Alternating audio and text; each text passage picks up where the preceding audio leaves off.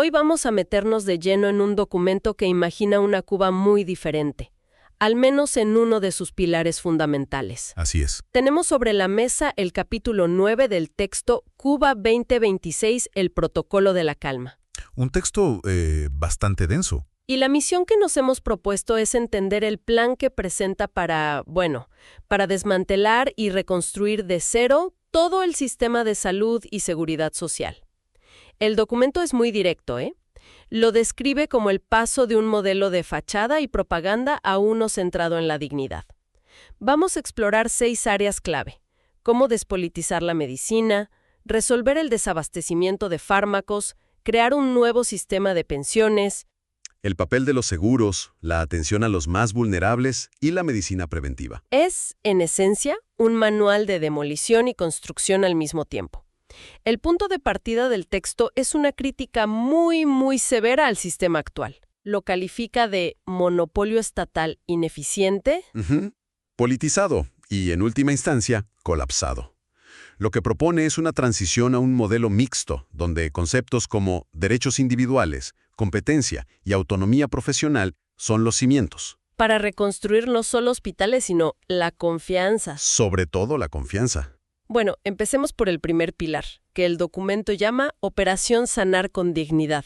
Arranca con una frase que es toda una declaración de principios. Sí, dice, la enfermedad no tiene ideología y el dolor no conoce de partidos. La idea es sacar la política de la ecuación médica por completo. Y lo aborda de una forma muy estructural. La primera medida que plantea es drástica: eliminar cualquier estructura del Partido Comunista y de la seguridad del Estado de los centros de salud. O sea que los directores de hospital o los jefes de servicio dejarían de ser nombrados por confiabilidad política. Exacto. Se acabaría el nombramiento a dedo por lealtad ideológica. ¿Y cuál sería la alternativa? Concursos de oposición, públicos y transparentes. El criterio único, según el texto, sería el mérito científico y la capacidad de gestión. ¿Se busca que el hospital lo dirija el mejor administrador o el médico más capacitado? No el militante más fiel. El documento lo resume de forma muy gráfica. Transformar los hospitales de comités de vigilancia a templos de la ciencia. Es un cambio de paradigma total. Y esto me lleva a pensar en el médico, en el profesional que está en la primera línea. ¿Cómo afecta esto su día a día? Afecta al núcleo de su profesión. El texto argumenta que al eliminar esa presión política, se le devuelve al médico su juramento hipocrático como única guía. La prioridad absoluta vuelve a ser la vida del paciente, sin tener que sopesar consideraciones ideológicas. Y esto se conecta con otro punto. La dignificación del personal. Justo. Ahí el documento habla de algo que llama la explotación en misiones. Se refiere a los médicos que trabajan en el extranjero, ¿verdad? Precisamente. La propuesta es que esos médicos reciban el 100% del salario que el país anfitrión paga por sus servicios, Y se eliminaría la retención de sus ingresos por parte del Estado. que es altísima, entre el 70 y el 90%. A nivel nacional, se propone también un ajuste salarial de emergencia para todo el personal de salud. Y el razonamiento que se plantea es que esto ataca la raíz de 2 problemas enormes, ¿no? Claro. Por un lado, el éxodo masivo de médicos y enfermeras, y por otro, esa cultura de que el paciente tiene que llevar regalos o pagar por debajo de la mesa para que lo atiendan bien. Exacto. Se busca realinear los incentivos. Si un profesional tiene un salario digno y se siente respetado, la ética profesional se fortalece. Y la corrupción pierde terreno. Es reconocer que la vocación necesita condiciones materiales para poder ejercerse con dignidad. Y claro, de nada sirve tener médicos motivados si el hospital se está cayendo a pedazos. El texto habla de un plan de choque para la infraestructura. Sí, y es muy pragmático. Se enfoca en lo básico primero: garantizar agua, electricidad, higiene en todos los centros. Luego aborda la tecnología. Propone descentralizarla, que cada capital de provincia cuente con equipos de diagnóstico avanzado como resonancias magnéticas, para que no sean un lujo solo de La Habana. Ok, entonces tenemos hospitales que se propone que estén mejor gestionados, con personal más motivado y mejor equipados. Pero falta algo crucial. Las medicinas. Exacto. Y aquí el documento usa una imagen muy potente. La farmacia vacía ha sido el símbolo de la angustia en la Cuba reciente. Uf, sí. Y la solución que propone, bajo el nombre Operación Botiquín Abierto, es un ataque frontal a ese problema desde 2 flancos. A ver, ¿cuáles son? El primero es la importación. Que consiste en abrir las puertas, básicamente. Totalmente. La propuesta es eliminar todos los aranceles a la importación de medicamentos. Permitir que cualquier persona, empresa u organización humanitaria pueda traerlos al país sin restricciones. El segundo flanco es la distribución interna. Se plantea permitir la creación de redes de farmacias privadas que compitan con las estatales. Aquí es donde me surge la pregunta inevitable. Si se permite un mercado privado de farmacias, ¿cómo se evita que los precios se disparen?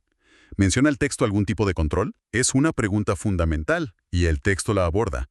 La lógica que plantea es que la propia competencia, sumada a la libre importación, actuaría como un regulador natural de precios. O sea, más oferta haría que bajaran. Exacto. Se pasa de un monopolio estatal que genera escasez y precios altos en el mercado negro a un ecosistema donde la oferta abundante presiona los precios a la baja. La idea es que el no hay deje de ser la respuesta. Entiendo, la competencia como mecanismo, pero el plan no se queda solo en importar, también habla de la producción nacional, de Biocuba Pharma. Sí, y aquí la propuesta es transformadora. Sugiere convertir ese conglomerado estatal en una empresa pública, pero con gestión autónoma y transparente. Y muy importante, buscar alianzas con las grandes farmacéuticas globales. Para producir genéricos de alta calidad en la isla. O sea, aprovechar la infraestructura que ya existe, pero con capital y know-how internacional. Justo. Y el modelo de negocio es interesante.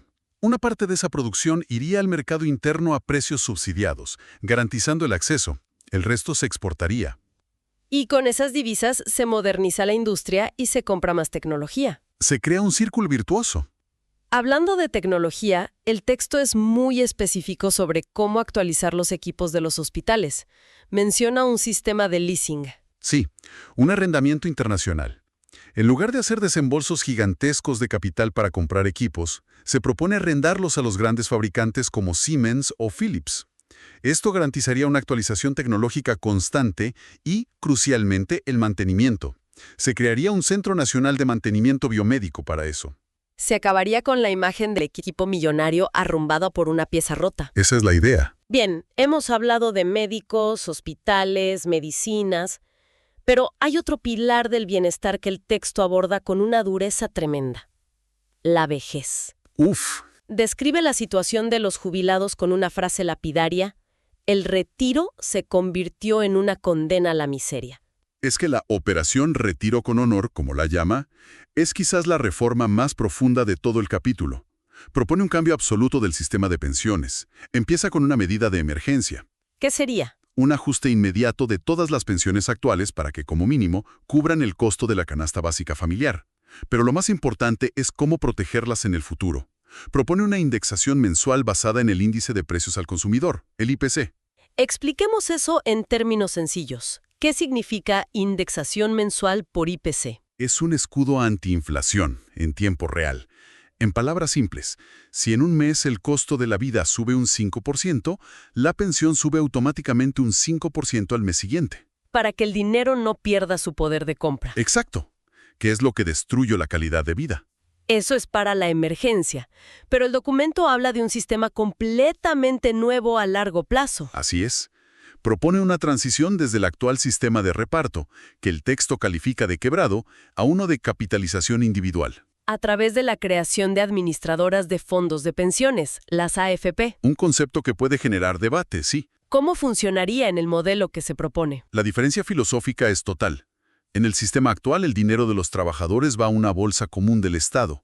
En el de capitalización individual, el aporte del trabajador va a una cuenta personal, a su nombre. Es su dinero, como una cuenta de ahorros para el retiro. Privada y heredable. Exactamente. Ese dinero es invertido por la AFP para generar intereses. La pensión que recibirás al jubilarte dependerá de lo que lograste acumular en tu cuenta. El texto lo enmarca como un cambio desde un fondo común opaco del Estado a una inversión personal y transparente. Pero, ¿qué pasa con la gente que por bajos ingresos no logra acumular lo suficiente? ¿Quedan desprotegidos? El documento contempla esa situación. Propone que el Estado mantenga un fondo de pensión universal solidaria. Una red de seguridad. Justo. Ese fondo garantizaría una pensión básica de subsistencia para todos aquellos que no alcanzaron los aportes mínimos. Se combina la responsabilidad individual con un piso de protección social. Es una reingeniería financiera y social inmensa. Y si ya tenemos un sistema para la vejez, ahora hablemos de cómo se pagaría la atención médica del día a día. Bueno, aquí el texto argumenta que la gratuidad tuvo un costo oculto, la pérdida del derecho a exigir. Una frase muy fuerte. Y ese es el eje de la operación Pacientes con Poder. La idea es cambiar la relación del ciudadano con el sistema. La pieza central es un Seguro Nacional de Salud universal. Universal significa para todos. ¿Y cómo se financiaría? Para todos los ciudadanos, sí. Se financiaría con impuestos generales. Este seguro básico cubriría un paquete de servicios esenciales. Y aquí viene lo interesante. El ciudadano podría usar ese seguro en cualquier hospital, ya sea público o de gestión privada. Ah, entonces se introduce de nuevo la competencia. El hospital, sea público o privado, tiene que competir por los pacientes. Precisamente. Se crea un incentivo para mejorar la calidad. Si un hospital público da un mal servicio, la gente simplemente se irá al de al lado que lo haga mejor. Y el hospital que no atrae pacientes no recibe fondos. Justo. Además, este seguro universal se complementaría con un mercado de seguros privados para coberturas adicionales. Esto cambia por completo la dinámica, ¿no? Como dice el texto, el ciudadano deja de ser un beneficiario agradecido. Para convertirse en un cliente con un derecho asegurado, con poder de elección. Y para blindar ese poder se propone crear una ley de derechos y deberes del paciente. Que incluiría cosas como el derecho a una segunda opinión, acceso total a tu historial clínico y algo fundamental, una defensoría del paciente. Una especie de abogado público para temas de salud. Exacto. Una oficina independiente para investigar denuncias por negligencia, representar al paciente y exigir indemnizaciones. Es el mecanismo que hace que el derecho a exigir sea real. Ya para ir cerrando, el último apartado se enfoca en los más vulnerables y en la prevención, en evitar que la gente se enferme. Aquí se pasa de lo que el texto llama asistencialismo a una protección social profesionalizada. Por ejemplo, en lugar de asilos, una red de cuidadores a domicilio para los ancianos. O una ley de accesibilidad universal. Y un cambio radical en los subsidios. Adiós a la libreta de abastecimiento, entiendo. Se propone reemplazarla por transferencias monetarias directas a las personas vulnerables a través de una tarjeta inteligente. Darle a la persona el dinero y la libertad de decidir qué necesita. Es una transición de una política de control a una de empoderamiento. Y en el lado de la prevención, la Operación Cuba Saludable. Que busca revitalizar la figura del médico de familia, pero con un enfoque moderno, centrado en chequeos preventivos, apoyado por telemedicina. También destaca un Plan Nacional de Salud Mental, para atender lo que el texto llama una crisis silenciosa. Hay una frase en el documento que resume bien esta última parte. Dice que el éxito del nuevo sistema no debería medirse por el número de camas de hospital llenas, sino por la cantidad de familias que disfrutan de una vida plena y saludable. Es una visión que busca ir más allá de solo curar enfermedades, para construir bienestar.